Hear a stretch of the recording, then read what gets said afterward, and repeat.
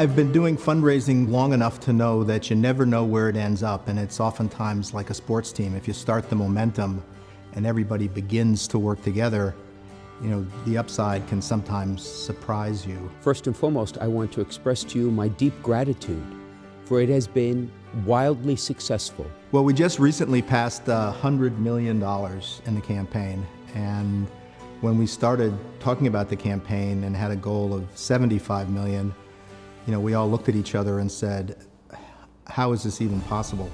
So to cross 100 million and actually to still have some very important parishes continuing their plan is really an exciting development. For these months, we have been reflecting together on those with whom we stand in the name of Christ. Our neighbors, our poor, our students, our elderly, our youth. For at the heart of the campaign is a vision for the future of our church that puts God's children first. That is, each and every one of us being given the opportunity to grow in faith, to grow in community with one another, and to become missionary disciples in the world, to bring the good news that you and I believe in, to bring it to a waiting world. Bishop Caggiano set the tone, set the blueprint, and a lot of the money raised was because people said, there's some really crummy news about our church, but that's not who we are. Our church is our families, our friends, our relationship with our pastors, our relationship in our faith community. That's what we want to stand for. We now, through your generosity, have resources we did not have before, so that we can move this mission forward. But at this point, perhaps I'm a bit pensive, asking myself, well, where is it that we hope to go to? What is this great dream the Lord has for us? So even today, if you were to witness our students in engaging in their faith, they live it and they bring it home and they involve their parents in it. No better example than that is the Christopher Rip Early Learning Program, where not only are we engaging our preschool children in after-school programs, but we also bring their parents in to participate as well. And together they are forming their faith, being stronger in their faith, and sharing it. Foundations in Faith has been promoting innovative approaches to lifelong faith formation. The Alpha program, for instance, where they are reaching out to people who have actually left the church. And these are adults who have left the church. And they're inviting them to participate in a program. And we're finding that people who really had no connection with the church are coming back and are excited about it and are talking about it and bringing other people with them. I'm often reminded of what St. Teresa said, that Christ has no hands but ours. Christ has no feet but ours. And very importantly, Christ has no heart but ours. Foundations in Charity allows us through this campaign to provide the works of mercy across Fairfield County. We are able to serve their needs for food, housing, mental health counseling, childhood education, and life. The people connect with the idea of the three foundations, first of all, because there is transparency, but I think most of all because it is close to their heart.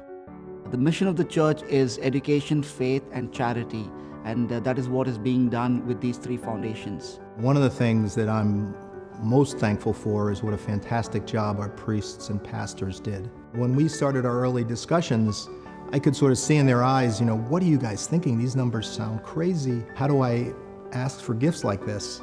And over time, they did just a phenomenal job. And one of the really nice things for me to see was, in many ways, these pastors used it as a way to deepen their relationship with their flock.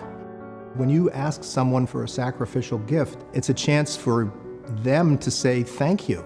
We like to do that because we love our pastors, we love our priests, we know what they've sacrificed for, we know how hard they work.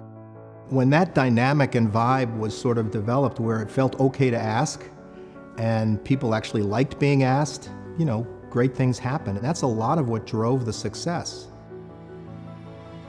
The parish needed a parish center, a place for the parish to grow, not only in worship, but in the matters of faith. Our project for the campaign is the roof, and we have already started the work. The work is supposed to be for 8 to 10 weeks. We are almost 3 weeks into the work, and people have already noticed that the work is going on. And people are already commenting that finally, yes, we are able to fix our roof. I'm grateful to the campaign, because without the campaign, we would not be able to raise this kind of money. They're more connected. If before they thought that there was a disconnect, that the diocese was running something separate, now people have more awareness that both the diocese and the parish have a better connection, and we work together for a greater program and for a greater mission.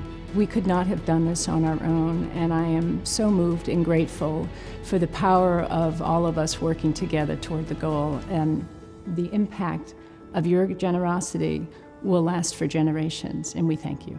Initially, I feared that the pledges would not be fulfilled because 5 years is a long time, but I trust my parishioners because they see the needs of the parish.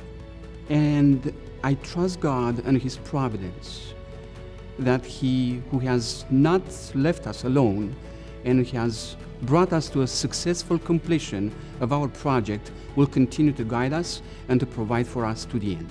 And while our God is a God of many surprises, nonetheless, in my heart of hearts, I know and am confident that we are now walking a path where our church will be renewed and transformed. Now the hard work begins, because the building was a great endeavor and a big project. Raising money was a big project. But the hard work begins because now we have to bring people together more than before to start building a stronger parish community, a stronger family. I stand before you grateful, confident, and in many ways with a joyful heart. For once again, as a family, we have come forward to show who we really are. Sisters and brothers, deeply in love with the Lord, deeply committed to one another, and always grateful for the opportunity to make God's love real in the world by standing with those who are in need. My friends, I thank you for all that we have accomplished together, and may God bless you as we continue this great adventure as the Church of the Lord here in Fairfield County. Thank you. Thank you. Thank you. Thank you. Thank you. Thank you very much.